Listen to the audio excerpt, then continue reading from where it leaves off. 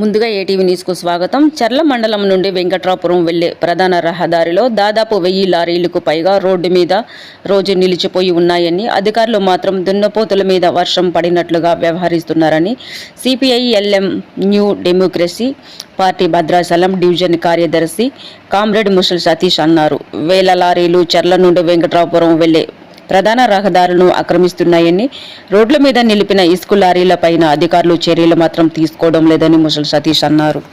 చూస్తా ఉన్నారు, ఎందుకు రోడ్ల మీద లారీలు జీపేయట్లేదని చెప్పి ఇవాళ సిపిఐ-ఎంఎల్ న్యూ డెమోక్రసీ పార్టీకి అడుగుతా ఉన్నాం. గత 3 రోజుల క్రితం ఇట్లాగే ట్రాఫిక్ జామ్ అయిపోయి అంబులెన్స్ లో ఒక మహిళ గర్భవతి నొప్పులతో బాధపడుతుంటే అధికారులు మాత్రం వచ్చి లారీలు తీపించినట్టు పరిస్థితి అయితే లేదు. తక్షణమే అధికారులను ఏం కోరుతా ఉన్నాం అంటే, రోడ్ల మీద లారీలు నిలుపుదల చేయాలని చెప్పి, ఈ రోడ్ల మీద లారీలు ఉండటం కారణంగా ఇవాళ విద్యార్థులు, రైతులు, ప్రజలు తీవ్ర ఇబ్బందులు ఎదుర్కొంటా ఉన్నారని చెప్పి ఇవాళ సిపిఐ-ఎంఎల్ న్యూ డెమోక్రసీ పార్టీకి తెలియజేస్తా ఉన్నాం. అయినా కూడా అధికారులు మాత్రం పట్టించుకునే పరిస్థితి లేదు.